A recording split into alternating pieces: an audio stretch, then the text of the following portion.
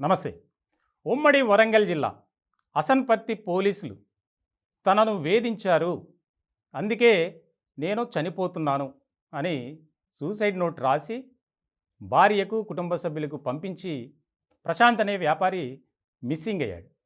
ఇప్పుడు ఇది ఒక రకమైనటువంటి కలకలం కలిగిస్తుంది. స్థానికంగా ప్రశాంత్ ఒక వ్యాపారి. ఇలాంటి సందర్భంలో కొంతమంది ఆయన్ను డబ్బులు అడిగారు. డబ్బులు అడిగినప్పుడు ఆయన ఇచ్చాడు, సహాయం చేయడం. ఇలాంటి సందర్భంలో తిరిగి ఇవ్వమన్నందుకు అతనిపై దాడి చేయడమే కాకుండా పోలీసుల సపోర్ట్తో అతనిపై కేసు పెట్టారు. ఇలాంటి సందర్భంలో అసనపర్తి సిఐ, ఎస్ఐ ఇద్దరూ కూడా అతన్ని పోలీస్ స్టేషన్కి పిలిపించి విచారణ పేరుతో మార్నింగ్ నుంచి ఈవినింగ్ వరకు కూర్చోబెట్టి వేధించారు. వారి వేధింపులు తాళలేక నేను సూసైడ్ చేసుకుంటున్నాను అని చెప్పి ఒక సూసైడ్ నోట్ రాసి తన భార్యకు కుటుంబ సభ్యులకు వాట్సప్ చేసి అదృశ్యమయ్యాడు. ఇప్పుడు ఈ ఘటన అక్కడ స్థానికంగా సంచలనంగా మారింది. వాస్తవానికి ప్రశాంత్ అనే వ్యక్తి డబ్బులు ఇచ్చాడు, తిరిగి ఇవ్వాలి.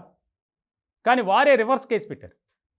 అసలు నిజ నిజాలు ఏంటో తెలుసుకోకుండా పోలీసులు కూడా ఇతన్ని వేధించడం, విచారణ పేరుతో పోలీస్ స్టేషన్కి పిలిపించడం, కూర్చోబెట్టడం, అలా 2 రోజులు నానా చిత్రహింసలకు గురి చేశారట. ఇలాంటి సందర్భంలో సిపిని ఆశ్రయించారు ప్రశాంత్ భార్య శ్యామల. ఇటువంటి సందర్భంలో అక్కడ స్థానికంగా ఒక రకమైనటువంటి చర్చ జరుగుతుంది. మిస్ అయిన వ్యక్తి ఎక్కడున్నాడు, ఎవ్వరికీ కూడా అడ్రస్ లేకుండా ఎక్కడున్నాడో కూడా తెలియనటువంటి పరిస్థితి. ఇలాంటి సందర్భంలో కుటుంబ సభ్యులు, బంధువులు ఆందోళన వ్యక్తం చేస్తున్నారు.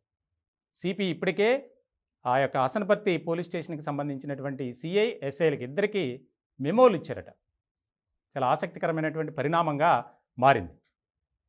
నా భర్తకు ఏదైనా అయితే ఈ ఇద్దరే కారణం.